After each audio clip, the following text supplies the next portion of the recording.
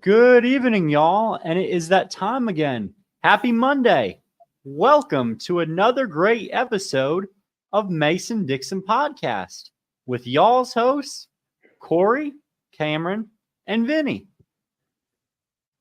As always, remember, y'all, the views and opinions expressed here on Mason Dixon Podcast and on MAD are our own and just your own views, and they do not represent the views and opinions of any other person, group, or organization. Remember that stars help us put up statues. So if y'all are interested in saving statues, right here on our Facebook, send us some stars or become a subscriber for only $5 a month. All right, everyone. So we got a lot to cover. I want to just mention that I've been hard at work editing the videos for Meet the Candidates. And I know we have the intro and we have the Jamie Graham video up.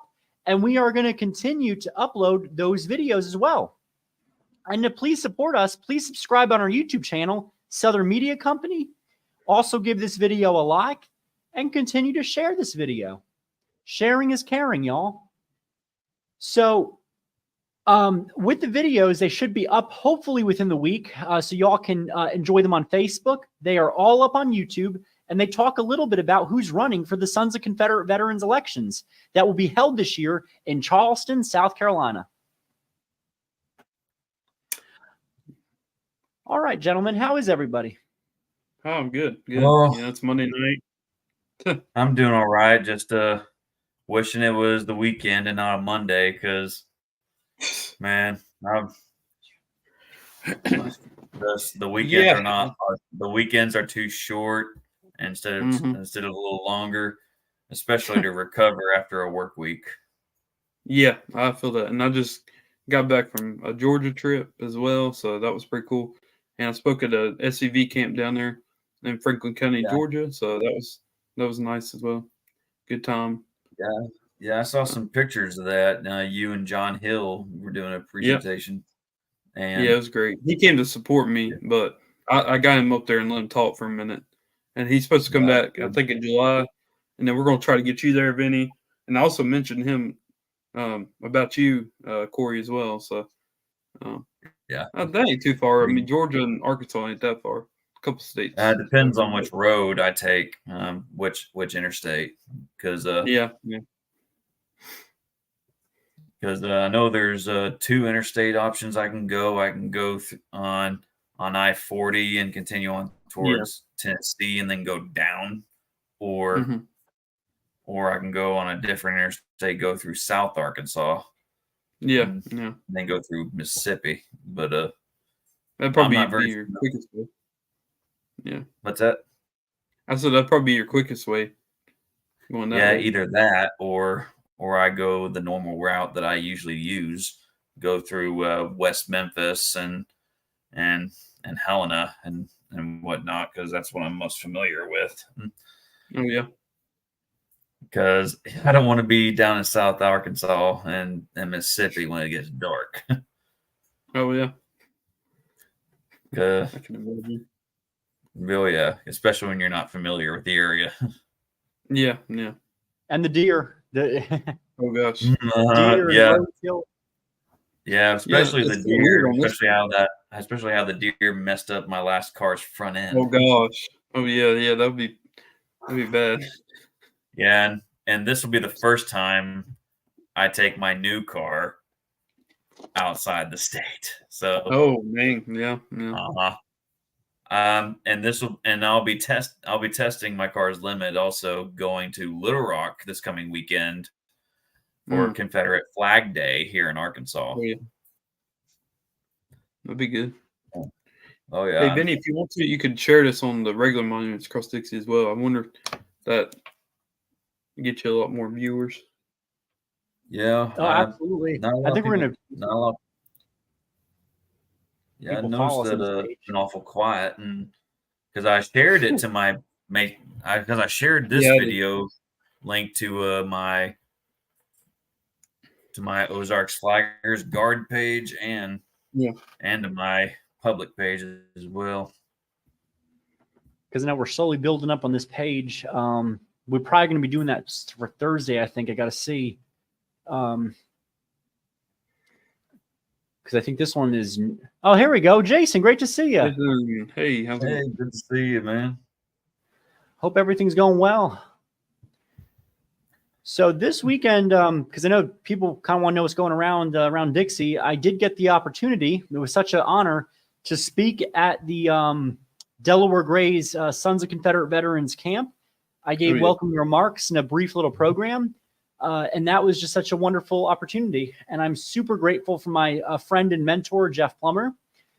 He runs an amazing camp out there, and this is a picture from the event that occurred. So right here, you have myself right there. We got Jeff, Miss Donna Faulkner Barron, and Miss Laura, the UDC chapter president, the Caleb Ross UDC in Delaware. So Delaware has a wonderful UDC. They're fighters out there. Miss Donna is a huge fighter. She's from Georgia, and she spreads the joy of her father's legacy. Now, people will know her father as the man who carved Stone Mountain. He was the last person who finished Stone Mountain, and he worked tirelessly, years, days, Monday through Sunday, before he finally got to take a break because people complained about the noise on Sunday. But his whole, journey with this carving is documented in her book, The Man Who Carved Stone Mountain. The photos are beautiful. They're eye-opening. Yeah, she was at the last reunion, I think. That's right. She sure was. Yeah, lovely lady. She comes to just about all of the reunions, and she really is lovely. She is wonderful. Great program. She's a fighter, and she leads the charge in just such an amazing way. And the good news of Stone Mountain, it is, I think it is going to be cleaned. That's what it seems like. People are fighting for Stone Mountain. We've had a huge problem. We had that bookstore. It's a horrible socialist bookstore, Antifa members, and they actually harass people. They harassed a Latino. They harassed me. They harassed tons of people. And it's crazy how they just are allowed to do these illegal activities. And my favorite was they accused the New Jersey Sons of Confederate Veterans for criticizing their store or something. The most silliest thing ever. But their bookstore is not doing well. And I'm pretty sure that they're going to be on their way out. They can move to California. We don't need them in Georgia. Yeah, they can go to Vermont, Georgia, Oregon, Washington State. Georgia. They can totally they can have Oregon. They can have Washington State. They can totally have those states because there is nothing there. Although Portland has a beautiful battle flag, thanks to the Sons of Confederate Veterans. And so does California, the McGillis flag. That's right. Yeah, I made a joke to one of my friends that if we, the South, reconstituted the CSA along with our de jure territories, and that included SoCal of all places, and I was like, yeah, we can. Y'all can keep that. We'll happily part ways with SoCal to keep the Confederate States of America. Yeah. I took some other photos from the service for y'all to see. Here was the PowerPoint from Miss Donna's program, and of course, you can see right there. There is the wonderful Stone Mountain. Awesome. And when you look at the carving, right, the crazy thing is on the carving, her father would build scaffolding, right? Mm-hmm. And he had no fear. He also helped to invent these he invented these two torches that he was able to blow and sear the stone with, to use it to drill and to carve the mountain. And he was so smart and so talented when it came to working with stone, a very unforgivable material. So he worked really, really hard and tirelessly to, clean this memorial and get it all prepared. And it's due to be cleaned soon, so hopefully we'll get a nice, beautiful, restored memorial. That'll be awesome. And I'm excited for that. Yeah. And Delaware, so this is all up in Delaware, which I love going up there every time I can go to Delaware. It is a southern state. It's pretty much an extension of South Jersey. And in Delaware, the more south you go, the more southern it gets. So that's what I absolutely love about it. Yeah. Beautiful podium. That was me at the talk. And, we had some great conversation. My friend Miss Laura talked a lot about the cancel culture and iconoclasm. I talked a little bit about Defend Arlington, Save Southern Heritage Florida, what we've been doing in New Jersey. And I am proud to announce that we officially we have the members. We're waiting for charter information on our second New Jersey Sons of Confederate Veterans camp. Wow, that's awesome. That's awesome. So we're hitting the ground running. Yeah, and I'm proud to also announce that I've been elected camp adjutant at the new camp that I was transferring to. Very nice, very nice. Wonderful. Yeah, I've been in the organization for 2 years. I guess it's about time that I put my hat in the ring for any position. Yeah. I'm our second lieutenant in my camp, so I'm in charge of finding all the speakers and stuff like that and helping them with anything technology related because I'm really good with all that. So it's fun. Yeah. I enjoy it. Yes, it's also a good spot too to learn about the leadership and the inner workings of the camp, and especially if I want to put my ideas to fruition. And I showed the camp the Patrick Cliburn T-shirts, and they just love it. Oh, that's awesome! You could sell them in your camp and help y'all make some money. Oh yeah, that'd be awesome. That would be. And see, the sad thing is, since we were talking about Stone Mountain, so the Memorial Day for that is the same day as the North Carolina SCV reunion. And this year we're having our election of officers, so I definitely need to be there for that. So I'm not gonna get to make it to Georgia this year for that. I went last year though; that was really cool. But I think I'm gonna go back and forth every other year. So that I can go to both. I don't know. We'll see how things play out. Yeah. Are you planning on being there, Vinny? Are you gonna be at Stone Mountain?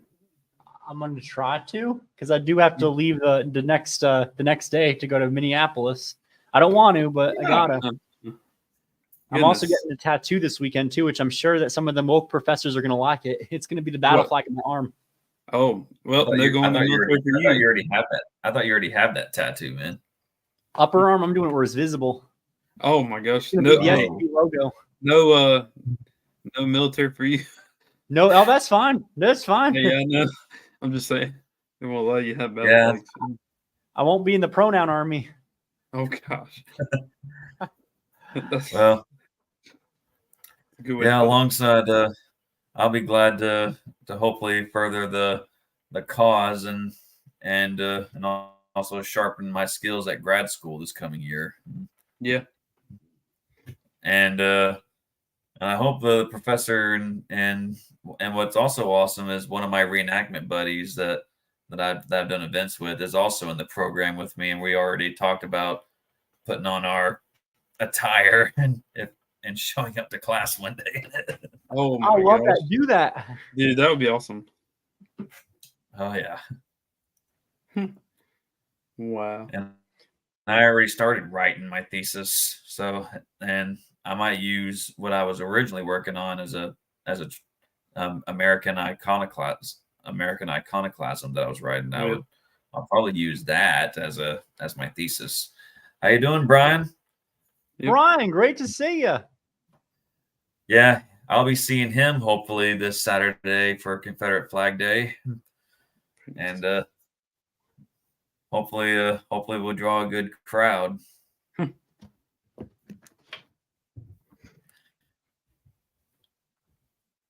Because one question I'm definitely going to be asking is, when are we going to put the monument to the Capitol Guards back up?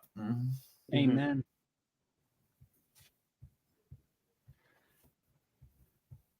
So do y'all want a good laugh? I shared some of these pictures to my Jersey flaggers, and we had one of our haters who was so offended that people fly the Confederate flag in New Jersey. And he looked he looked at both of these flags and he says, I'm so upset that there's a Jersey flag flying next to a Confederate flag. I'm like, dude, he thought that this was the Jersey flag. That is not a Jersey flag. That's not the Jersey flag. I don't even know what to say to this, y'all. It really was funny. And he got all cranky when he was corrected. But no, it's a beautiful memorial, and I like it. Every time they complain, the flag gets bigger. This is the Delaware Confederate Memorial that honors the Delawareans in the War of Northern Aggression. And right there is our guard doing the rifle salute. Yeah, volley. Volleys. There is the beautiful battle flag on that memorial. Oh, yeah. And on the obelisk, you have names. And what they do each year is they add new names on here. So every name gets added each year when they find a Confederate soldier from Delaware. And there's a lot in Delaware, tons. Yeah. Caleb Ross, where the UDC chapter is named after, was the son of Governor Ross of Delaware. His son had ran off and joined the Confederacy. And his father goes, "Oh, sugar, they already didn't like me. They sure as hell aren't going to like me now. So I am headed all the way to England." And he hid on a ship all the way over to England. Yeah. Yeah, I can't wait to see you there, Brian. Take lots of pictures, y'all. I'm excited. Oh, I bought a handheld thing that'll hold my phone so I can go live. And that's like a tripod? Yeah, not like a tripod, but it functions as a tripod if I want to put it there, but it's definitely a handheld that if someone was not wearing their glasses could be mistaking it for a radar gun. Ooh. Wow. That's funny. Hey, it was $9, so Amazon, right? What's that? You come from Amazon? $9? No, it was at Walmart. Walmart. Hey, I mean, either way. I was doing a little grocery shopping, and I was like, and I go look at the podcasting stuff, like the round lights and all that junk, and I'm thinking to myself, and I found this handheld thing for $9, and I was like, it'd be much easier. It'd be much easier to handle with my hands there. Yeah. Cool. Be good. Here was my one friend. He did a great program. Great little table setup. Great rifle. That's a real rifle. Had the gentleman's name written on it. Was that Enfield? Yeah. It was. Nice. I got mine. Mine's apparently supposed to be the legit one, and it really is. You can tell with the wood. Yeah. At one of our events, we had a Hall rifle, the one where you breech load. That's cool. Wonderful, Brian. Yeah, and we have reason to believe that this Hall rifle was in one of the Arkansas arsenals that were raided and by the pro-Confederate militias early part of the war. How you doing, John? Good. How are you guys doing? Hey. Doing good. Nice. Excellent. Nice to be on here with you, fellas. I've been watching while I was on the phone with somebody, and awesome pictures you guys are sharing on here. Yeah. And you got a haircut. Oh my gosh. Yeah, that's been in the planning for a while, but had to get it done. It's going to be getting warm soon, and that long hair and that beard's going to make me sweat. Well, especially when I'm down there in Charleston. Oh yeah, definitely. Vinny, I got a good feeling that I'll probably be sweating. I'm definitely not going to be packing. Think about Vinny, though. Think about Vinny. I got long hair. And I'm hoping that one of my uncles told me that he and his family might attend Charleston just to visit with me. And his son, my cousin, is a direct descendant of Francis Pickens, governor of South Carolina. Are these the same ones that are akin to the Bernies? No. Or just no, that's a different side. Okay. Different family. Yeah. And he's also a descendant of his son-in-law, Colonel James Lipscomb. And that's cool. Oh yeah. Let's see. The Pickens, does that mean he's kin to John C. Calhoun as well? Because yes, I think his wife was a Wasn't she a Pickens? Yeah, I want to say, or descendant of the Pickens anyway. So I think that's right. I think John C. Calhoun was probably a cousin. I'm not sure. Yeah, that might be about But right. I know Calhoun has strong ties with the Pickens family. Mm-hmm. With Clemson and everything. Well, I mean, Clemson today. Yeah, Clemson is his son-in-law. Mm-hmm. And it's a college too. That was his house, Clemson, like the Clemson house there. University had the house. Yeah. Yes. Mm-hmm. So that's pretty cool. Oh yeah. Need to go flagging there. That's somewhere next to go, I guess. Oh, here's what I proposed this idea once. One of the groups, either New Jersey, Tar Heel, or Virginia, needs to flag at DC. Go to the Lincoln Memorial. All three. Go to the all Lincoln come together. Memorial with the flags, and see how many people come up to them and be like, "This is offensive. This is offensive. Me. Oh, you think that's offensive? What do you think of Lincoln's 1854 speech right here? That would be awesome to pass out sheets, as you're standing there flagging with Lincoln's quotes and stuff like that. Oh yeah, yes. that would be awesome. Let's all work on that. Yes, and also to put on one of his quotes what he said at I believe the Hampton Roads conference about let them root, hog, or die. Yep, that's right. And then another thing we could do is have the picture of Lincoln's face that was at the Communist Convention or whatever, the Marxist Convention. That should be like that on there as well. The header. That should be the header.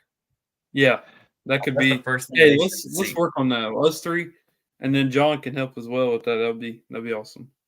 Don't forget the picture of Castro standing there at the Lincoln Memorial. That's right. Yeah, that's right. All these ties, I mean, yeah, I don't know. And one of the best quotes, and pick a quote from his sermons on socialism, or from the Lincoln Marx letters. Yep. Yeah. His pen pal stuff or whatever. Yeah. Yeah. He's a good buddy. Oh yeah. The though. Local GOP in my county did a Lincoln dinner, and I was just I had to fight the urge because I was too tired from my job, to be fighting with anybody. I wanted to tell him, like, he had strong ties to Karl Marx and other known socialists that were booted out of the Communist League of England or London. Mm-hmm. Our county does a Lincoln Reagan dinner, so that's fun. Yeah. Maybe eventually it'll get changed. They'll change it to something else. I don't know.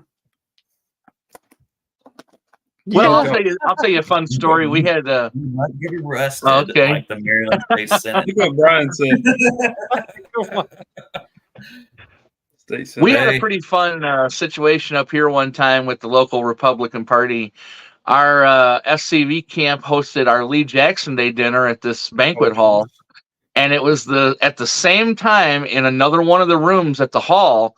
It was this gigantic district-wide Republican thing where all the candidates for governor who were running for the Republican Party were there, and they were speaking and stuff. And it was really kind of funny. We had probably the two top candidates running for governor that year come over and visit with our guys and talk to us. They sat down and chit-chatted with us for a little bit and posed for pictures. It was really nice. Awesome. Here in Michigan, no less. Yeah. Well, that's awesome. Let's see. In North Carolina, Lieutenant Governor now, but he's running for governor, Mark Robinson, actually took a picture with his name on Facebook is Park Roberts, but he goes by Dwayne. He's in the North Carolina SCV. Very good guy, and he took his picture with him. Oh, hey, Jim, let him join. He's a good guy. Get He's a reenactor. Yep. a different location. Hey, Jim. But Hey, cut on your camera. It's down at the bottom. It'll say like Witness protection. John, is that where you met Tudor Dixon? The one event that you had? there you Oh, go. I wasn't Hey, this going to is throw Jim. out any names, but yeah, sorry, I had my camera. Is messed so yes, up. I did meet Tudor Dixon. She was nice. Yeah. She would have been an amazing governor. A lot better than what we've got. Oh, He'll eventually come around. Jim is deep in the midst right now. the witness protection. Yeah, we can't see you, man. Show your face. Oh, he might be putting his uniform on. I don't know.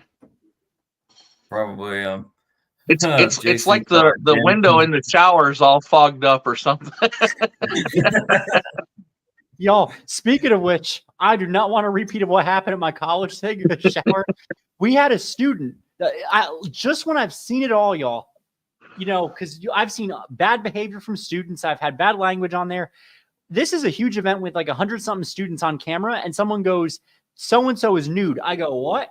The student had everything hanging out, got out of the shower, Oh, and she's no. getting dressed on camera. No shame whatsoever. And I'm going like, oh my goodness, we're sending the professor all these messages. He's not reading it because he's older. And I'm just like, oh my gosh. Jim cannot be exposed. I'll say that again. Oh, it's in the comments. Yeah, Oh, you a said comment so, that Jim cannot be exposed. Oh, that's funny.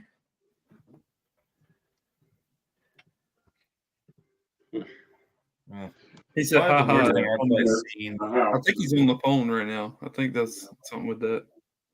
Yeah, There we probably go. the worst thing I've ever seen done on campus was probably me at my old job having a plate of hot spaghetti dumped down a chute of a trash can, for the trash can chute and hit me in the head. Oh, I can see that happening. I don't know why. that's something you see Yeah. in so Philly. When you drive to Delaware, you got to go through Philly. Oh, yeah. And when I was driving down there, I had someone throw a cardboard box and it hit my car. Oh, gosh.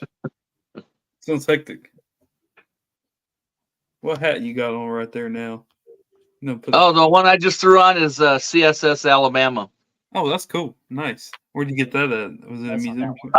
I guess my camp had them made up back in the 90s. That's cool. And the guy who was camp commander, which I will throw his name out there because he deserves a mention, Stan White. He was commander of this camp for 30 years. And he had these made and he had a few left over. So after I got involved with the camp and whatnot, he gave me one and I wear it all the time. I still rep this one. At least it's here on my desk. General Lee's College. Yep. That's pretty cool. Yeah, That's the one that me and Vinny got. I proudly sport this hat from the SCV, Yeah. and not the rebranded looking hat. Oh, yeah. The postage stamp logo. Oh, yeah, I mentioned that in my Yeah. speech. I'm like, gentlemen, this is our logo. And I hold up the battle flag. This is the logo I want to see us wearing. Yeah. That's the one that belongs to what is it? The chat. I'm trying to remember the SCV chat or whatever. Something like that. Not necessarily them, but it's just the I guess the second option that was recently created. Our original logo, which I'd love to get somewhat original, was the battle flag and the third national flag crossed. That's cool. Yeah. I wonder where we can Some find fun that. Is history that on there the actually website? matching. Which one? Is that on that one you just talked about? It's on a coin. So the coin Oh, okay. has it. And if you look at some of the earlier, like you can go on eBay and I got some pretty good items you can find on there. There's a 1930s SCV flag, which has it's great quality. They don't make them like they used to. Yeah. And it looks new. Battle flag logo.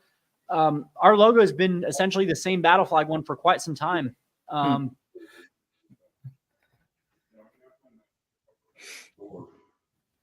Interesting. Yeah.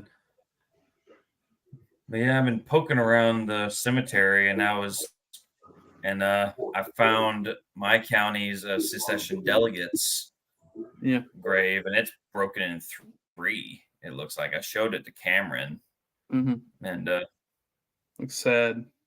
It is sad because I mean, he could put it up here. Send it to him real quick, and he can put it up here. I can pull it right up for you. Actually, I think I might have the photo. Yeah, let me give it so to people you can see what you're talking about. That's the only reason I say that. Yeah. Let me see if I can find it. Hopefully, you get that fixed. That'd be good. And then, like I told you, you should see a historical marker put up and things like that as well. It'd be really cool. Yeah, it would, because it's just heartbreaking to see it in that state, because with him being such a prominent person in your county and just in Arkansas in general, you think they'd take better care of it. Yeah, he and his son-in-law were prominent men of my county and my town. No, that's not his. That's not his. That's Captain Reese Basham's grave. The one I just sent you. I just sent you Felix Batson's grave that I'm talking about. Pulling that up right now.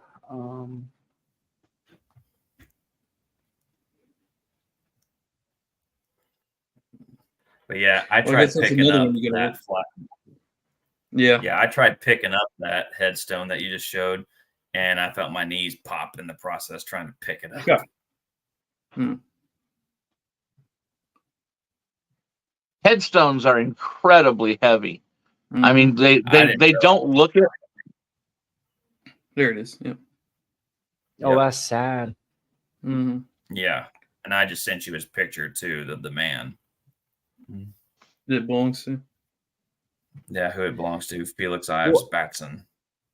Headstones are really, really bad, heavy. I've known somebody that they were walking through a cemetery, and just by one of them falling over at the wrong time, took out someone's foot, and they had to get a cast. Wow. They crushed the bone in there. It really did some damage. I believe it. I believe that. But yeah, and then from what I was they had a tree observing, down in someone's car and crushed it. Yeah, when I was observing this headstone, it looked like there had been treatment on it, like they tried to fix it, but it didn't last very long. Yeah. But yeah, Felix Ives Batson, he was a secession delegate in the Arkansas Secession Convention and a prominent attorney. And he was elected into the Confederate Congress for Arkansas. His son-in-law was a Confederate colonel in the 21st Arkansas, Jordan Edgar Cravens. After the war, he donated a tract of land to where our courthouse currently stands, and an entire street is named Cravens Street. And his house, Cravens' house, is still there. But it's used. Every room in that house now is leased out like an apartment. And I have the book. Sorry, didn't mean to cut you off there, Corey. I have the book. It's the Biographical Register of the Confederate Congress. Wow. And if you'd like, I can read there. It's only like a couple paragraphs. I can read the entry here for Felix Batson. Yeah. Oh, neat. Go ahead. Yeah, it says Felix Ives Batson was a native of Tennessee, born September 6, 1819, probably in Dixon County, but he moved at an early age to Humphreys County, where he lived near Waverly. It may be assumed that he gained his early education in the local schools. It is not known where he studied law or was admitted to the bar, nor when he went to Arkansas.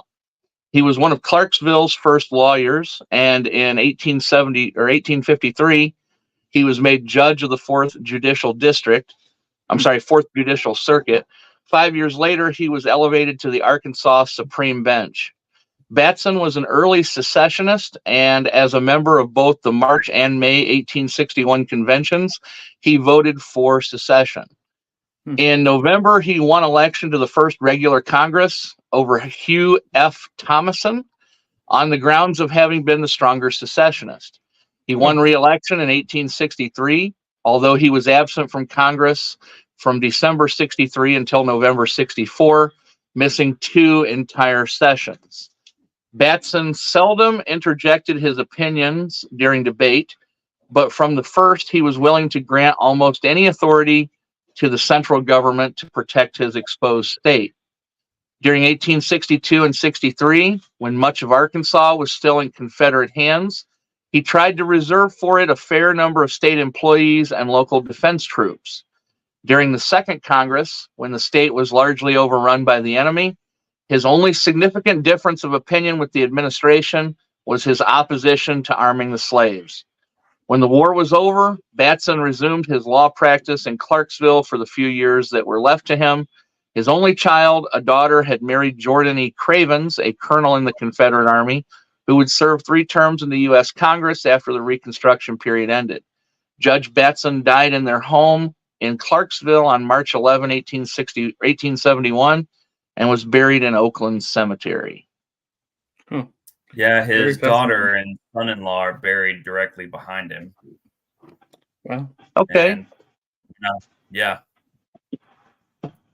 But yeah, That's awesome. when I was poking around that same cemetery, and and those 2 are buried not even 10 feet from the monument in the cemetery. And when I was poking around there, I discovered that y'all probably remember me talking about him, Arkansas post-war Arkansas Governor James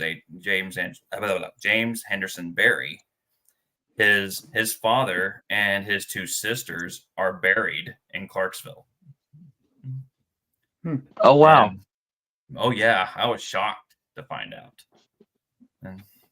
because most parts of Arkansas that are associated with Berry is Bentonville, because when he was either Bentonville or Carrollton in Carroll County, which has long been deserted now since the railroad lines being moved away. And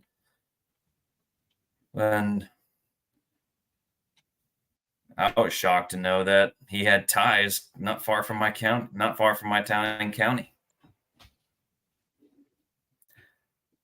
But yeah, Felix Batson's son-in-law, Jordan Cravens, was also a judge, a lawyer, and later on he went into state politics, the House of Representatives. Impressive. Oh yeah, even the United Confederate Veterans Camp was named after his son-in-law, and the United Daughters of that camp there was named after Felix Ives Batson. Wow. And it was led by his daughter, and it was led and founded by his daughter, Emma. Yeah. Hey, John, where can you get that book at? Because it's actually interesting. I bought it. I can't remember if it was from eBay or Amazon. I can't remember where I purchased it. That's pretty cool. Is that just which is that like the Confederate States in general, or is that for individual That's states? for all of the Confederate Congress. Yeah. It was published by Louisiana State University Press, and I'll get you the publication date. It's an older book. Yeah. That's pretty cool to find that. 1975. Wow. So yeah, they have little bios on everybody who served in the Confederate Congress. I'll hold it up again for you. Let's see. Wow. Yeah, see. Wow, yeah. Congress. I didn't think there would be a book. But yeah, and Felix Ives Batson's descendant still lives in my hometown, thank God. And is a descendant a direct descendant of Colonel Cravens. It's on Amazon. Cool. Yeah, it's on That's Amazon. impressive. 20 $26.46 for a hard copy. That's pretty cool.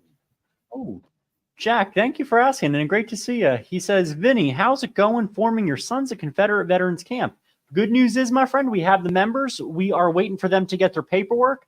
When they get their SCV numbers, I'm putting it on the application, and that's getting mailed in. So we are having preliminary meetings right now. We're having a good old time doing stuff as a group. Just waiting for the snail mail to get through. And once that process is over, it'll be smoother sailing.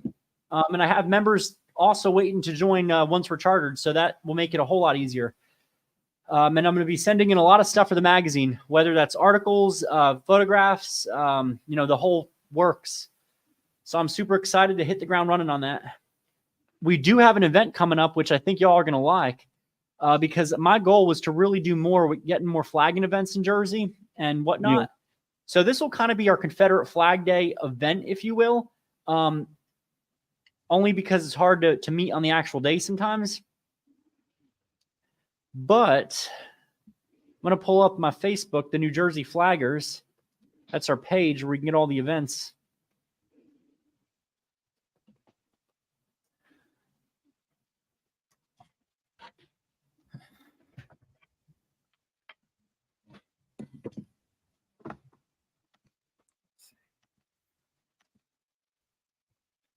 So we're having a wonderful rally. We're going to go flagging, and we might also go to Morristown, which has a lot of history from the war between the states. I just found another Confederate soldier buried in there, trying to find out where he is in the cemetery.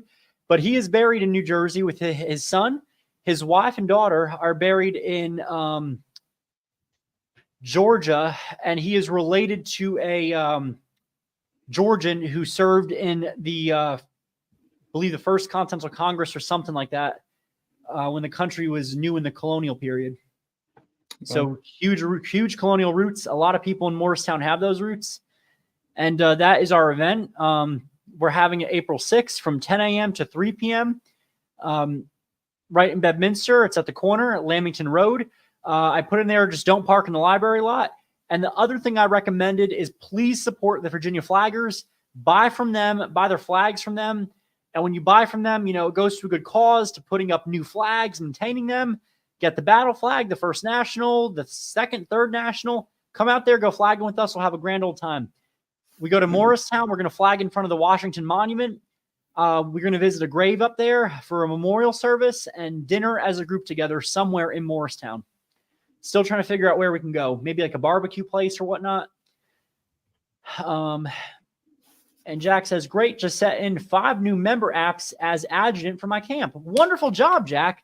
And you are a very young leader to be doing that. So a huge round of applause. That is awesome. And he says, wonderful, wishing the best for y'all. Well, thank you, Jack. Are you going to be at Reunion this year in Charleston? It'd be great to network. Definitely. Yeah, it would. Great to see you, Matt. How you doing, Matt? And congratulations, Matt. What's up, Matt? Matt has a brand new, is it niece? Or no, not niece. Cousin, I think. Awesome. Yeah. And he just released a new book, I believe, recently. A new book that came out. Nice. Cousin. He said cousin, baby cousin. She is a child of the Confederacy, the youngest member in that area. There you go. Yeah. They're not even kidding. There's parents I think there was a parent that did that, and they set the record for the youngest member to join the Children of the Confederacy because she was like this. They had the paperwork ready, the doctor there, and she just gave birth, and the doctor signed off. So it was like a few seconds of being born in this world, she officially became a child of the Confederacy. That's pretty cool, though. That's awesome. That's cool.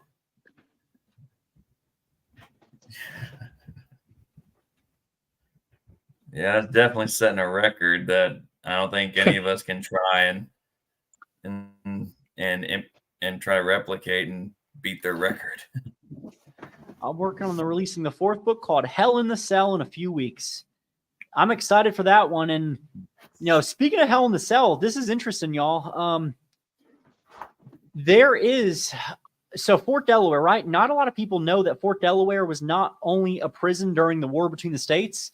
but it was also used after the war for prisoners. So do y'all know which general stayed in solitary confinement there? At Point Lookout? Fort Delaware? Fort Delaware. Not sure. I don't remember any general in the South being captured. I'll give you a hint. It's a general that's very near and dear to my heart.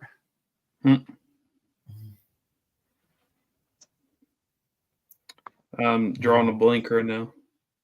Yeah, I'm drawing a blank too because I don't know. Claiborne? I don't. No, Claiborne got killed. No, that's true, but General Wheeler. General Wheeler. General Wheeler? General Wheeler. General Wheeler. I never Wow. knew he was ever. I didn't know he was ever captured. What they don't say too. So he was actually imprisoned for 2 months, first at Fort Monroe, and then he was put in solitary confinement. Now he was paroled on June 8th. So when he was put there, he couldn't see anybody. He couldn't interact with anybody. Shoved in a cold, damp cell. Ridiculous that they would just treat him like that. And they treated him awful. And he did get sick there, and it did weaken him up until the day he died. So, a lot of his family will say that, that's what killed him. It really, while he didn't die there, the sordid conditions really wore out at his body. Exposed to the elements, poor conditions, bad food. And when you go to Fort Delaware today, nowhere do they have anything that honors the prisons at the fort. It's all been removed. It's all been purged.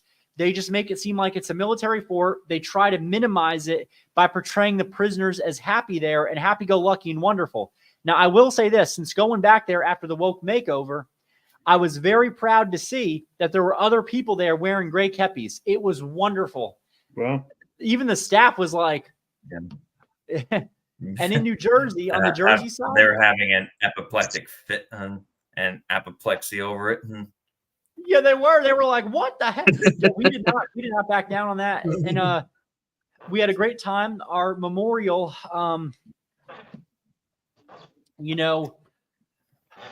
is in the New Jersey side, so that's our big monument that we have there to the dead at Fort Delaware, and I have got to say that it is probably one of the most beautiful memorials. It's a sister memorial to Point Lookout. They're one and the same.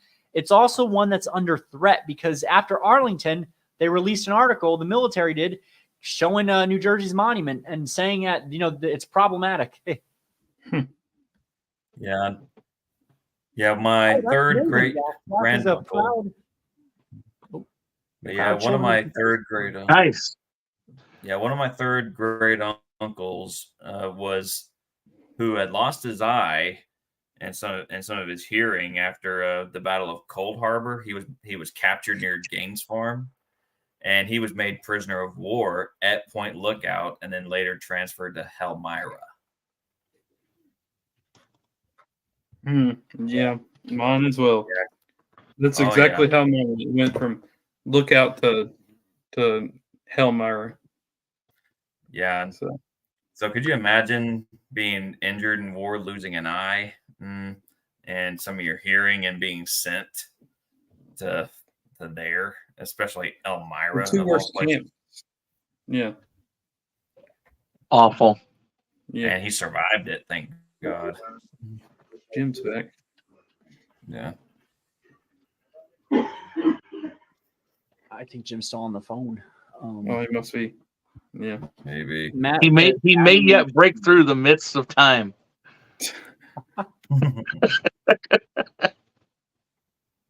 So it's about Confederate ancestors held captive at Point Lookout during the war.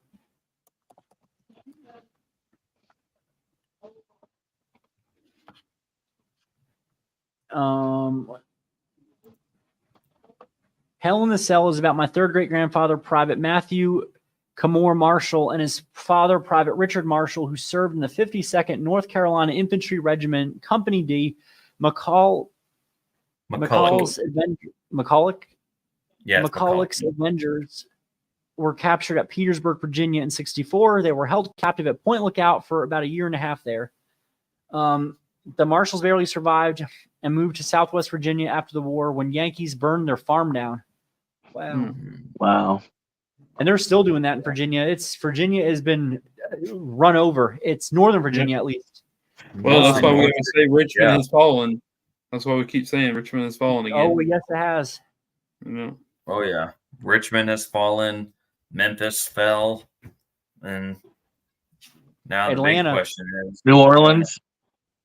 Oh, New Orleans. Really yes. New Orleans fell hard. Nolans.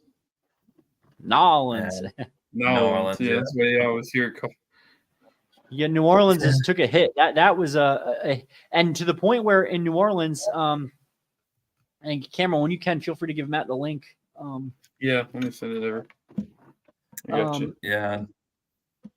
At some point, thankfully Atlanta is still standing with Stone Mountain.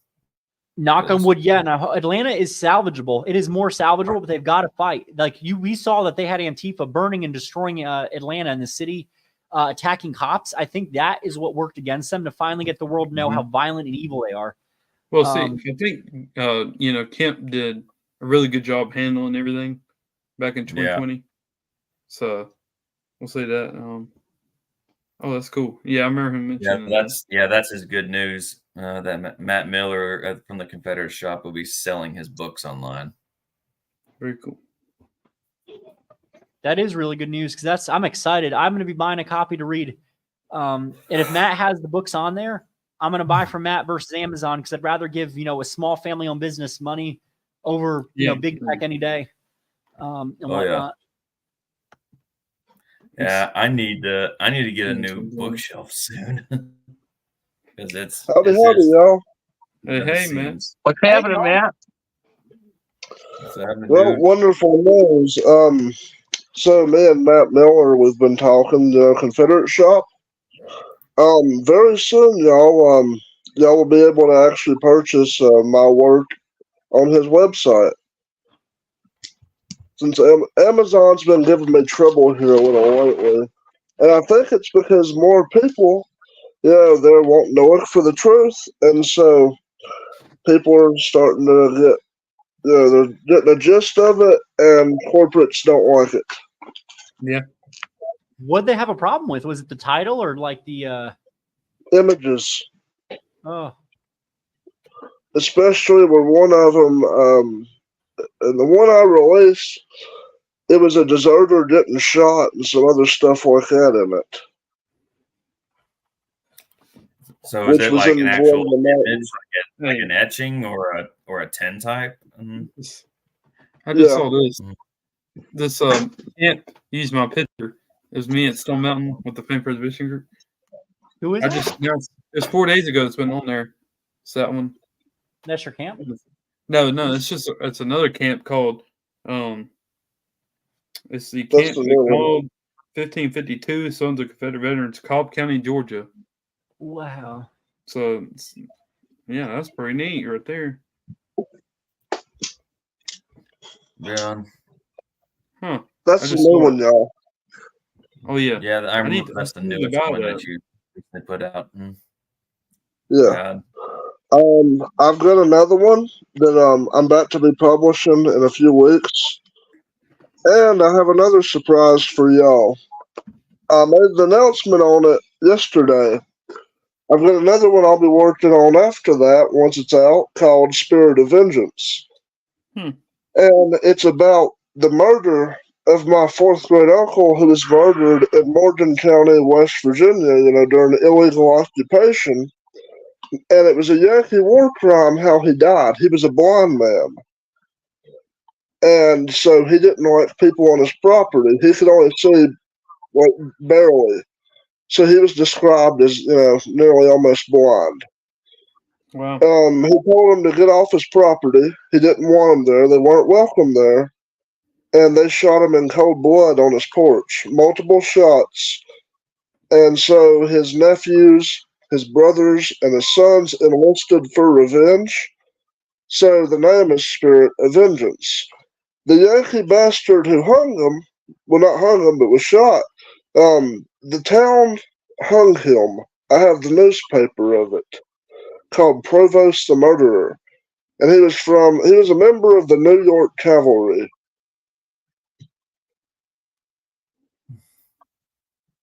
Wow.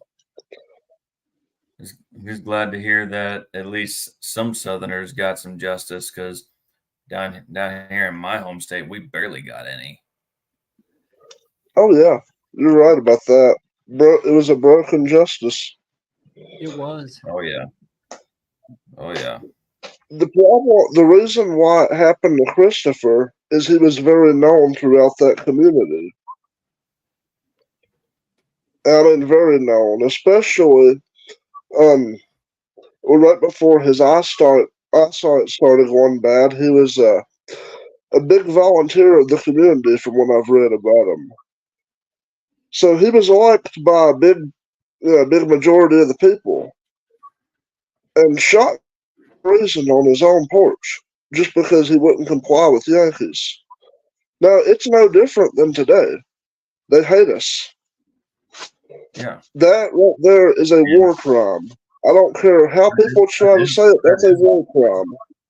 It is. I believe that's an Article 6 war crime, because that very same thing happened in Huntsville, Arkansas, that I posted about. 9 people, 2 of them were relatives of Governor Barry, an uncle and cousin. They were shot, and unfortunately, the officer who gave the command for the massacre was not tried. And when they did try him, no witnesses came, probably out of intimidation and how far away they were. And that's sad. Case dismissed. The one who shot and killed Christian Miller, he was Private Joseph Provost. I think it was the 2nd New York Cavalry. His own officer was disgusted by what he did, and his officer made the arrangements and talked to the locals, and they hung him. They hung him right at the courthouse. Wow. Wow. Because, from what I read, it wasn't just one shot. After he had already shot and killed him, he continued to shoot at his corpse.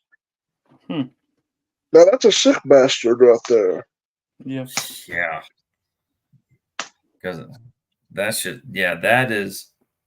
that's more than just a war crime. That's what's the modern day charge for, like, abuse of a dead body or something? That's a federal offense, I think. Yeah, that's what is it? Desecrating a body. Desecration, yes. That's why his officer decided to hang him. For Matt's book, talk to Mr. Jack DuPont says, talk to Miss Jill McDermott at SCV General Headquarters in Columbia, Tennessee. She is the merchandise director. I would imagine y'all could work something out to get your book sold. Also, I would contact the SCV editor-in-chief, and that would be Frank Powell, if I'm not mistaken, about a book review for the magazine. There you go. And Jack, because I know you're in the Children of the Confederacy, if your chapter is ever doing something like a cookbook or selling like ornaments or anything, let us know. I'd be more than happy to promote, and I'd be more than happy to buy a few. I always support my CFC chapters as well as UDC chapters with their endeavors, because some of my best cookbooks, some of my best recipes come from CFC and UDC. But yeah, in case I don't know if I told y'all, altogether, I've got 18 projects I'm working on. So I've got 18 books that I'm working on. Hell in the Cell, it's about to be out within a few weeks. Then Spirit of Vengeance has started. Then I've got a few others that I'll be writing about too. And then I got one that is very special that I'll be writing about. My ancestor who's at the Alamo. His name is Private Dinsmore. And so he fought at the Alamo, but he didn't die there. After they had forced Santa Anna's men over to Mexico, to where Chihuahua was, he was shot and killed there. Dinsmore was. So that'll be about, his service as well in there. It's not easy to collect all the info I have for these, but I mean, the research is worth it. Plus, you get people to see the real history. Mm-hmm. That's why I do what I do. Mm-hmm. Very good. Very good. Oh, yeah. And I like that because you are a very talented writer. I've seen some of your work on like the pages and whatnot, and I like the way you write because it reads like a journal. It doesn't, like some books, when you get a book that's this thick, and I'm guilty of this, y'all, because I do like book reviews. Sometimes I skip the introduction if it's too wordy. Yours are to the point, and it reads like you're there kind of just guiding you through a history tour. And that's what I like about it. And the photographs, and you kind of just guide the reader. You have a really strong talent for writing. This is my first one. That's how thick it is. It's like a textbook. It's huge. Yeah, it looks like a. But it looks like a textbook. It has 400 years of hidden history in it. What got me in trouble with it was they wanted to push this COVID crap. So I talked to some of my friends who were online hackers. Me and them made a proposition I made with them. And through them, they actually gave me the ingredients to how COVID was made and stuff like that. I linked it in that book. It's all there in the war that never ended. Y'all won't believe how many restricted phone calls I had after publishing that. I think I showed Vinny. This went on for months. Oh, I remember you talking about it. And yeah, they harassed me. They wouldn't stop for nothing. I had people call me and they would tell me, I know who you are and I know where you live. Doxing. What they do, anytime you publish a book that they do not agree with the narrative on, they do what's called doxing. And it's so ridiculous. I'm not going to give this gentleman any kind of satisfaction by saying the book or saying his name.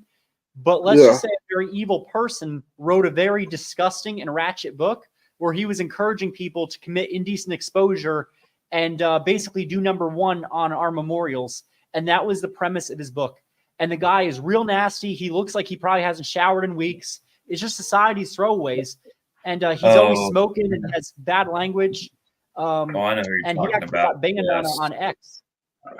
Oh, yes. I remember who you're talking about. Yeah. He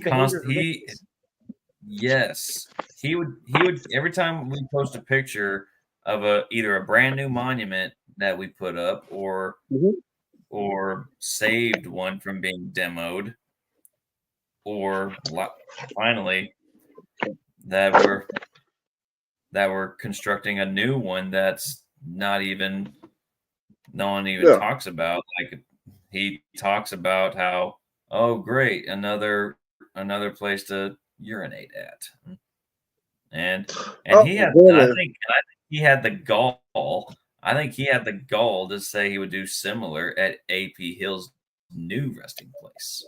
Yeah, he did in the cemetery. Hey, Vinny, you know how you're talking about the artwork in it? That's some of the artwork I made for it in it. With an actual newspaper I collected from Southwest Virginia during the war. The local historic commission let me have permission for it. Wow.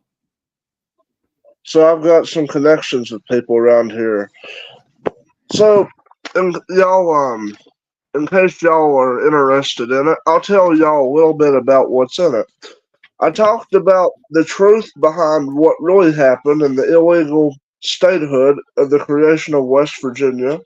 I talked about over 200 years of white slavery with the Irish. I talked about the entire war. I talked about a failed peace commission in 1861 Virginia tried. I've also covered the Confederacy of the North, where about 30 years before the war, you had the New England Republic. I think you know what I'm talking about, Vinny. Yeah. I covered Lincoln's letter from Karl Marx. I covered the Devil's Punch Bowl. I covered the exodus to Mexico and southern Brazil by Confederates. I covered Confederates in California, secessionists in the Colorado Territory and Kansas. It's all there. The stuff that they don't want you to hear, I done just for y'all. The only problem was where it was so big that some of the pictures got cut out because that book is over 500 some pages long. But just because, it's like some pictures that didn't go through, that didn't stop me. I still done it just for y'all. And y'all won't believe how many people came after me for it. No, I believe it. When you tell the truth with your writing, they will cut. They do everything to attack your character. I mean, like I remember we had Al Arnold on here, and he, he was getting harassed for his stuff because he had a beautiful book about his ancestor and his own personal experience. Growing up in the South. At the time, people said it was bad, and he destroyed that narrative. When you tell the truth and you challenge your narrative, the ripple effect is astronomical. Like I remember that this is the book that I've been reading, the textbook, The War Between the States. It's the best Confederate textbook on the war that tells the truth. And it's that people try to give it 1-star reviews because it tells the truth. And anytime they don't agree with it, they call it the lost cause. Nothing about our cause is lost at all. No, it ain't lost. And they're just indoctrinated with the righteous cause myth. Because that's right. That's what I tell. That's what I constantly tell people all the time, that they growing up, and I'm not sure how. I wonder if this was the same for any of y'all in school, that how they portrayed the war. We're demonized, and the heroes of the North in blue, these righteous warriors of the North, coming to punish the bad men. And one of my reenactment friends that I hung out with was at an event, and what troubled him was when a little kid asking, "So who are the bad guys?" And someone pointed out the reenactors and Butternut. They hate us. I mean, there's no other way to put it. Yeah, they hate us. But in case y'all are wanting to know, like, about any forbidden stuff, like, for example, white slavery they won't tell you about, I recommend y'all to check out my book on Amazon called The War That Never Ended. Yeah. They won't tell you this, but I mean, I've even got letters where my ancestors were white Irish slaves. The Grogans, they came from Barbados. They were Irish slaves. And after they had been, enslaved for a while, they was able to buy their way out eventually. Secretly, though, they started these little jobs. And so, going behind their owner's back, they managed to pay their way out for freedom. So they moved to present-day Virginia at the time. It was bad back then.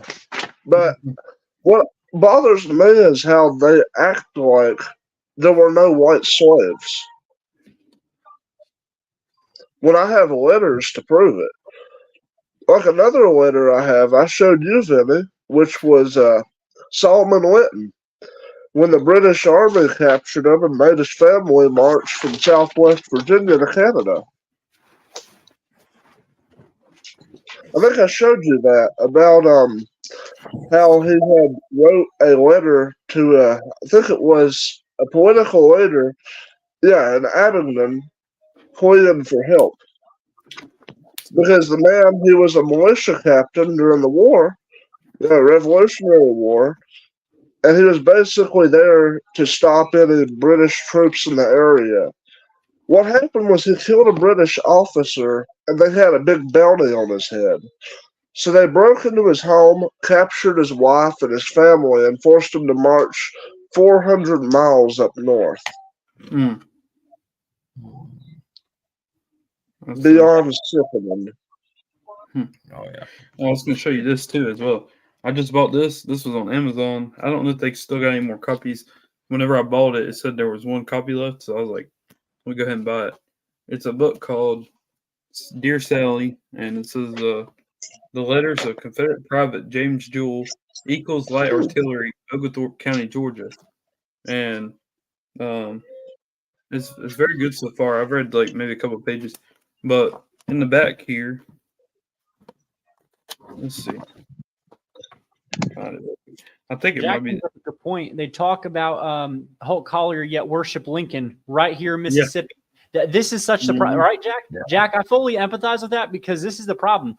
You have people say on one side, "Oh yes, I support this history." On the other side, they're like pro Lincoln, and that's part of the problem because when you have that like narrative, you have the what I call it the righteous Yankee cause, where they put Lincoln on a pedestal and they have all these false narratives. I've gotten here in Jersey. Oh, Confederates are Democrats, yada, yada, yada. They make it a political issue, which is not true at all. And then my favorite is that's the Straussian way of doing it. That's right. Yeah. Dr. McLean, you've got to talk to Dr. McLean, Corey, if you're going for history, because she steamrolls over them when they go down that route. It's like she jumps in her steamroller and she's like, we're not. And that's what really gets under my grills here is that they put Lincoln on a pedestal and conveniently overlook the war crimes that he committed and how much of the Constitution that he violated. And I mean, I know he violated Article 4, Section 3, because he illegally made West Virginia by bank robberies. I covered that in there. And they're such hypocrites too. They would say it's illegal of us to have seceded the Union, but they seceded and created a whole new state out of Virginia. That's right. They tried to in Tennessee too, but you know what happened there? They got stopped. Yeah. Hey Cameron, did you see the link I sent you about Park Day? So the locals here, the locals here have realized the state ain't doing nothing, to help with the battlefields hardly. In our part, I mean, sure they are elsewhere, but while our region's struggling, locals have got together, and so they'll be working to clean trash up out of the battlefields in the area. Yeah. See, this is pretty cool. It's basically a shout out, and there's that one.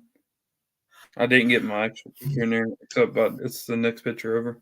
From the Stone Mountain Legacy Association, and this was the Camp McDonald 155-2 Sons of Confederate Veterans, Cobb County, Georgia. Come on out to Stone Mountain for the annual event. It says Confederate Memorial Service Day, just a little over a month. And then right under that, we see Mr. Cameron. Yeah. It's the next slide if you slide. Yeah. It's cool. You ought to come to Park Day, Cameron. When is that again? Remind me. I'll have to send you the link again. But picture, man. First they'll be cleaning up the Saltville battlefield.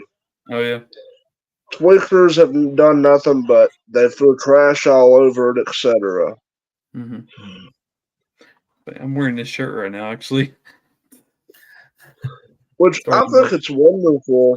I really do. I think it's wonderful that the county and the locals are getting together to clean the trash off. I find that very respectful. That is awesome. That's awesome to hear. Yeah. Amen.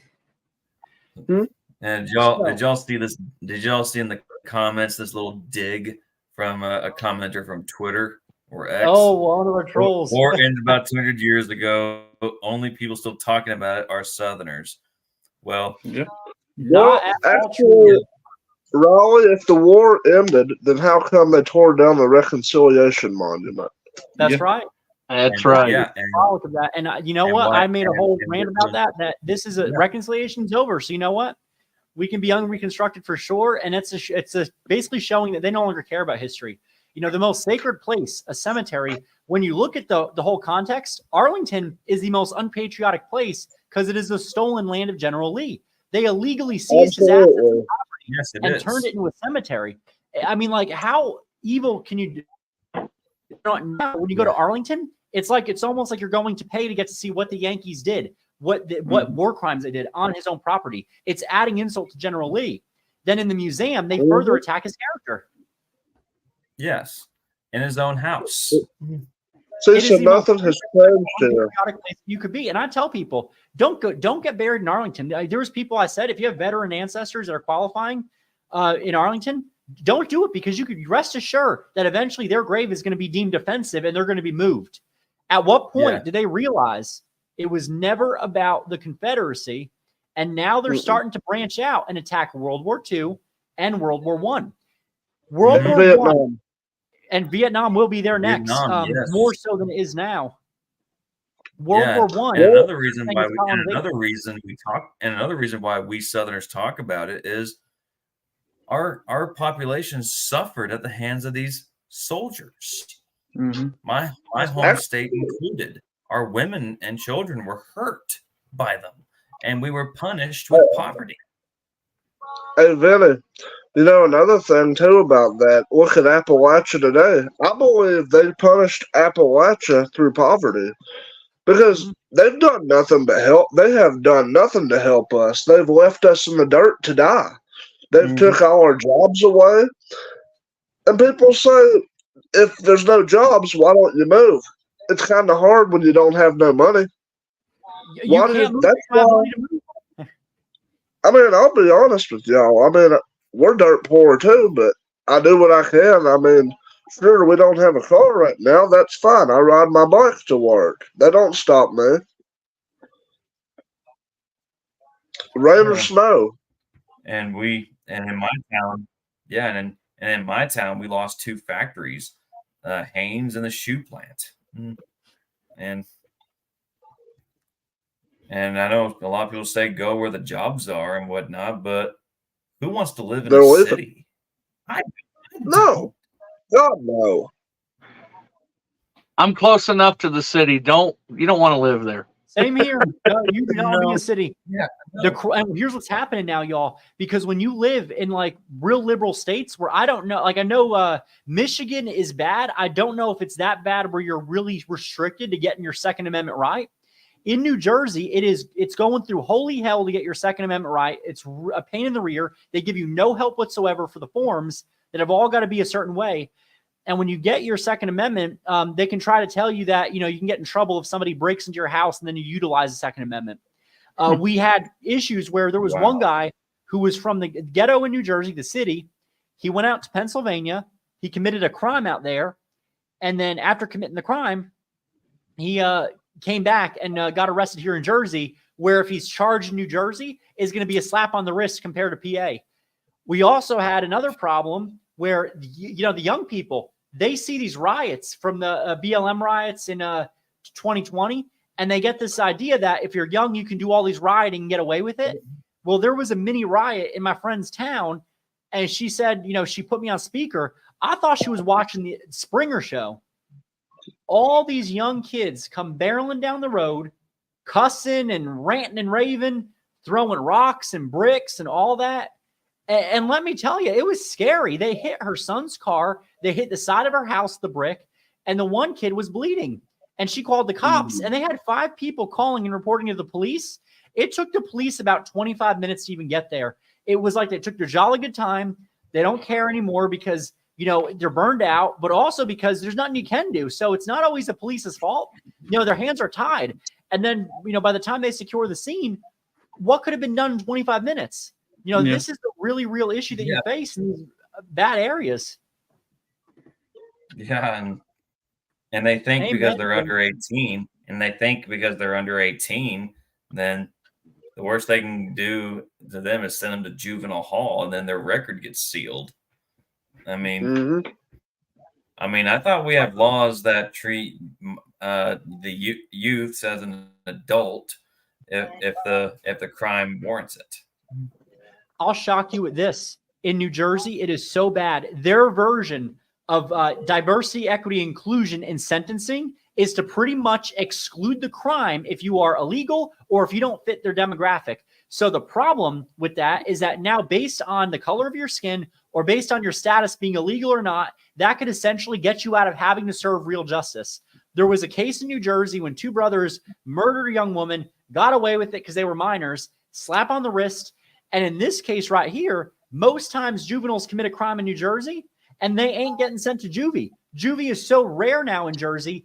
And the whole idea of the troubled school or the residential school, they got rid of all those. So when you have problematic children in schools causing these disruptions, the most you can do is give them an in-school suspension where they essentially have to watch Netflix or whatever in an isolated area and not do schoolwork. So in-school suspension, it's not effective. They don't mind it. Some of them even enjoy it, and they act out to get it. But they're not really doing much to reform juvenile issues like that. And the result is you get these young people that are entitled, that walk all over people and their rights, that are extremely spoiled. And the way they speak to their parents is ridiculous. I know it. Oh, that makes you want Corey, to send them. how bad has the poverty got in your area? Honestly, I'm not sure. Well, it's gotten bad here where I'm at in my county, along Smith County. We're in an at-risk county here. A lot of the surrounding counties are too. Then you have far southwest Virginia. They're distressed counties. As poor as West Virginia now. Wow. It's sad. Because it's all those coal mining companies that they've basically been forced to shut down. So when that happens, you lose jobs. What do people resort to? Drugs. That's why we got a major meth problem going on around here. You're absolutely right. Yeah. You're absolutely right, Matthew. My ancestral home place is down there in Pike County, Kentucky, which if you don't know where that's at, or somebody watching doesn't know, it's the very southeast corner. Borders West Virginia on the northeast side and borders Virginia on the southeast side. And it's in the same fight as a lot of Appalachia. Coal mining has been destroyed. These liberal administrations have come into power nationally and unfortunately now at our state levels, and they have gutted the coal mining industry. Yeah. And we get phone calls from these companies saying, "Oh, do you want to switch over to solar panels and stuff?" And we're like, "Absolutely not, because you guys are taking away jobs from everybody down here." Mm-hmm. And those solar panels are made overseas. I'm an hour from Pike County. I know how that is. Tazewell County is like that too. The only thing is, Tazewell County now, they've come up with a solution to where some of their coal mines got shut down. They're actually going to open up factories in their place. So it's a start, but that's not going to help all of it. No, it ain't. And if I'm correct, Pikeville is McCoy country, ain't it? Couldn't hear you. What's that, Corey? I said Pikeville is McCoy country, ain't it?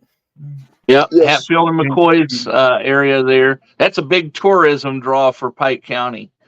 If you ever go down there and you go to the tourist board or you go to the local museum, Hatfield and McCoy feud dominates. It's also big where my wife's from in Logan County, West Virginia. Yep. The Logan County, Mingo County, the whole Williamson area, that's big on the Hatfield-McCoy trails too.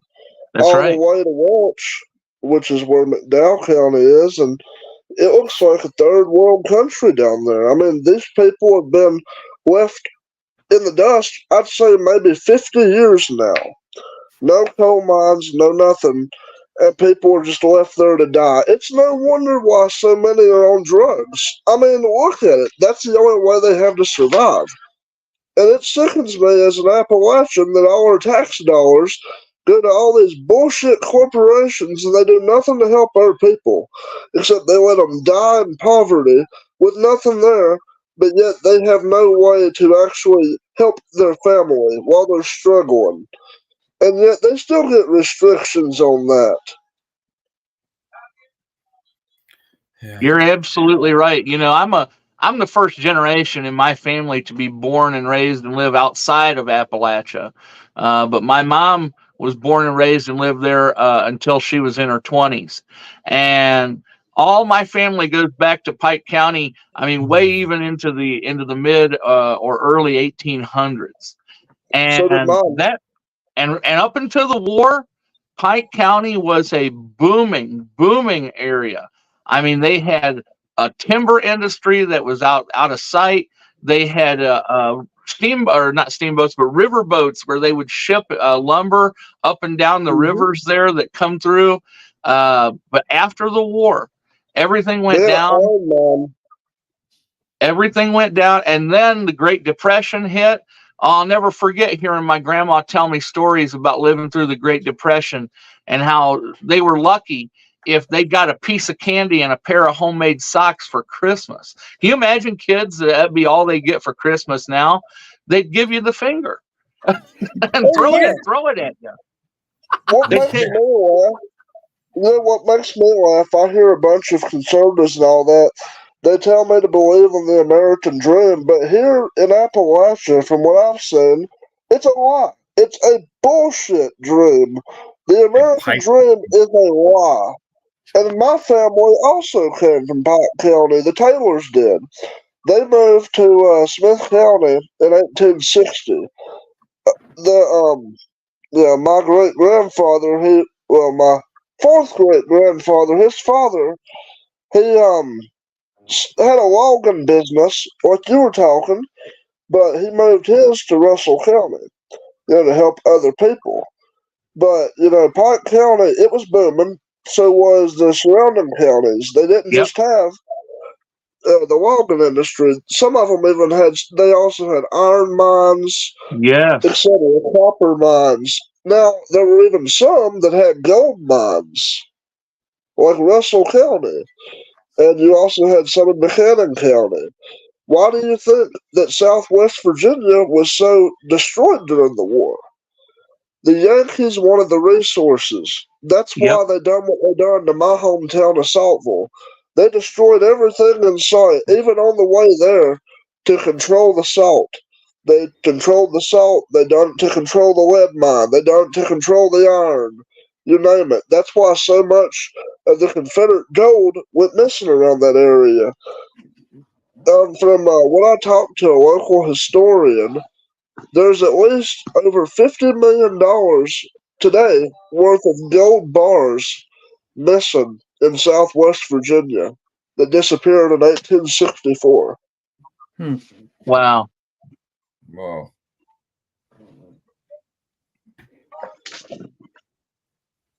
So it's sad. And as an Appalachian, it angers me. You have all these others, they talk about they have it so rough. Try telling that to an Appalachian. Absolutely, yes. I mean, it wasn't that long ago, and there probably still is. I don't know any personally, but there probably still is people who literally are dirt floor poor. I mean, my mom remembers going and visiting relatives that had dirt floors. I got some family that do as well, but they're also in Kentucky, but they're in Harlan, if you know where that is. Oh, I know where Harlan's at. Granny got married in Harlan. No way. I remember my family told me that it was during World War II all the way to Vietnam. This area didn't even have paved roads. All we had was dirt roads until the mid-'80s.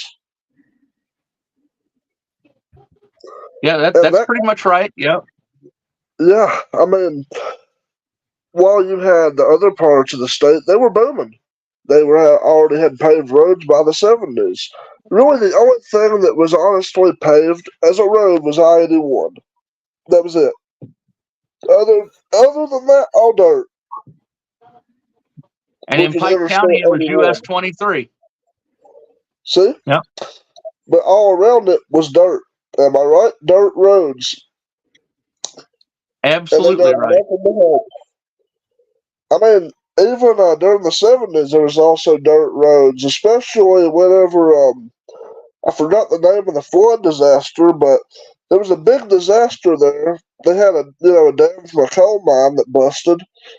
One of them was Buffalo Creek in West Virginia, and it was nothing but dirt roads. Basically, the coal company, they ran out of money, so they built the dam with anything they could, and it blew up. They kept having rain for about 3 to 4 days till it became a week, and it got worse and worse. The water kept rising. All of a sudden, the dam broke, and it mixed in with coal ash, and people drowned.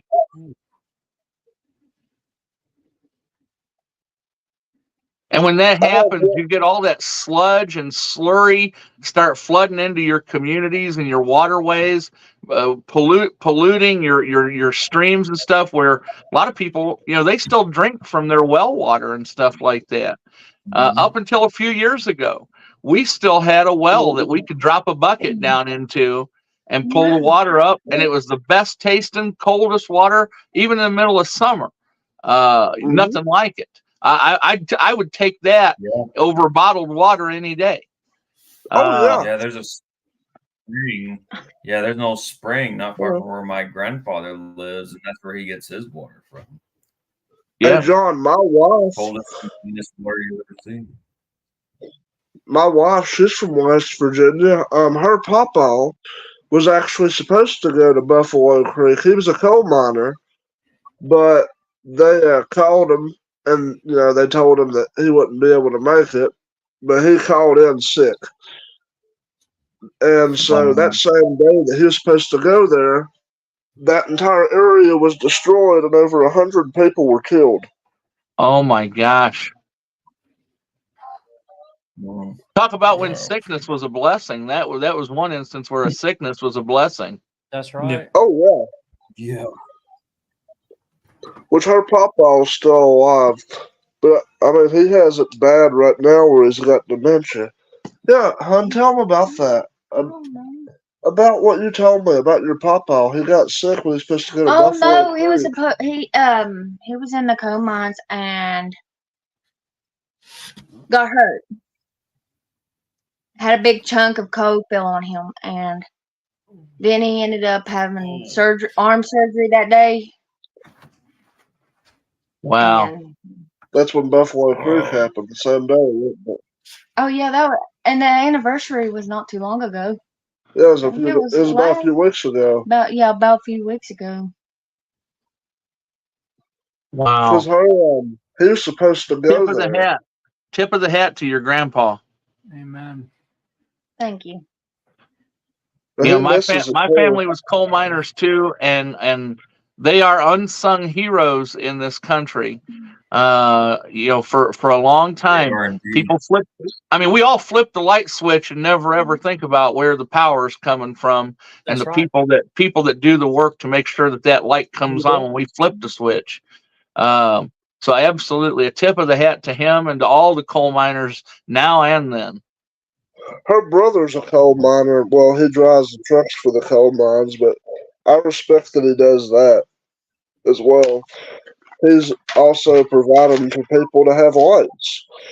And that's what a lot of stupid politicians don't realize, that their stupid interview they have, it ain't by freaking candlelight. And coal is renewable energy, as is oil. And that's what people don't know. Oh, my gosh. Right. You go to New Jersey, and it's like talking to somebody that is just like the headless horseman. They have no sense of how these things work. And in New Jersey, we actually have a good amount of people that are against all these electric cars. They want to mandate electric cars. They want to mandate coal-free, all this. Let me tell you something about fuels, y'all.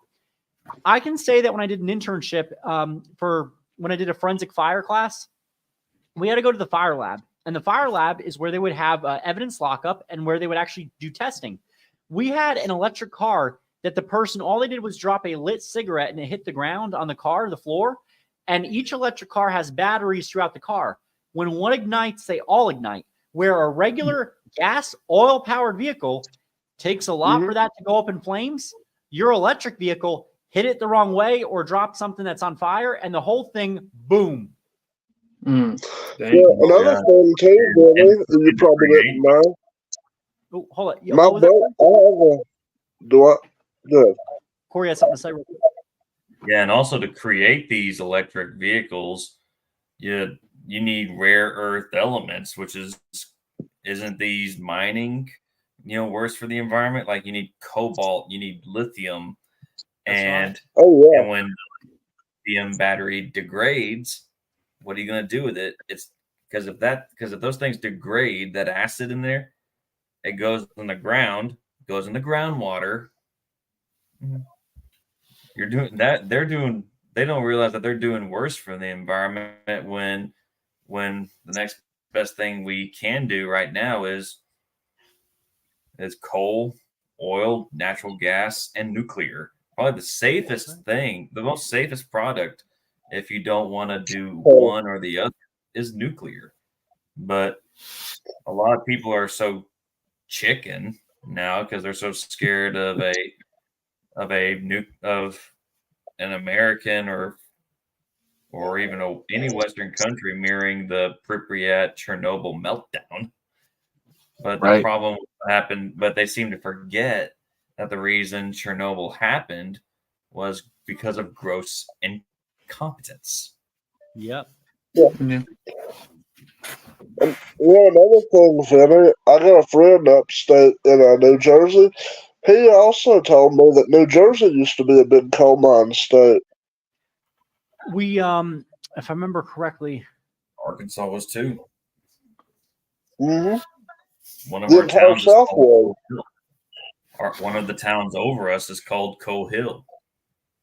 I know there's underground mines which are Coal abandoned. Hill was neck and neck with Little Rock to become the capital of Arkansas. He told me about that. There's a bunch of abandoned coal mines up in North Jersey. Sussex County probably, but I know Sussex has is more so for what was it?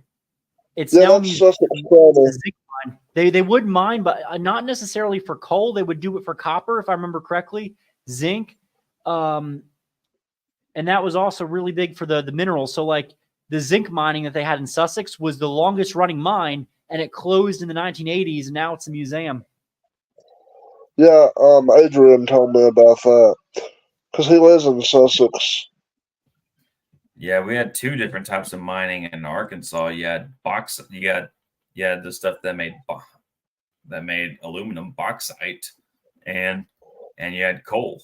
And there's numerous coal mine shafts not far from where I live, and there are warnings, of watching your step, because if you step on a shaft, you're gonna fall in.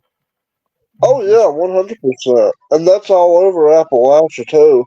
Yep. Now, where I'm at, we mostly don't have coal, but we've mostly got salt. We still do salt mining here. My hometown, I mean, that's why it's called Saltville. Yep. They literally built it on salt. And the mines are still there today. So are the actual original Confederate salt kettles.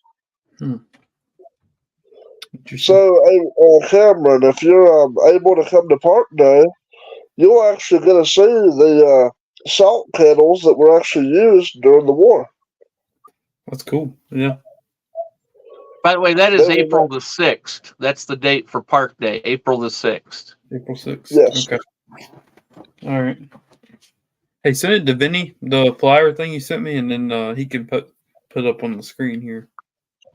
All right. That'd be your best thing to do real quick. Well, anywho, gentlemen, it's about time that I hit the hay. So we got to wrap it up, y'all, because it's getting late my end too. Yeah, it's 11:30 here. Excuse me. All right, yeah, I'm gonna send you the link to Park Day because I sent it to Cameron. Yeah. Salt mines near. Oh, that's right, in Belleville, Arkansas. I didn't know that there were salt mines in Belleville. I'm actually, this is news to me, but I'm kind of thinking like I'm not necessarily shocked because I know the minerals are rich in Arkansas and a lot of minerals. Oh, Yellville. Yellville, not okay. Got it. Share. Thank you for coming on, y'all. Everyone came on today. All right, Vinny, I sent it. Mine. You want me to send it to Monuments Across Dixie?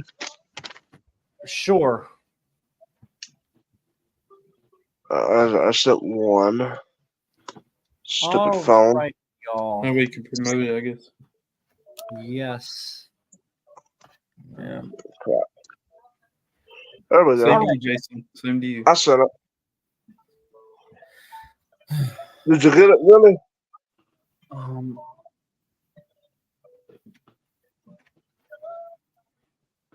Yep, Park Day. That's some very good news for for us. It absolutely is. Let me see if I can. I got to find a way to better promote that. But however, and thank you, Brian. All right, y'all. So it has been a wonderful day. I will see y'all Thursday. Y'all stay Southern and Deo Bendice. Yeah, Bendice.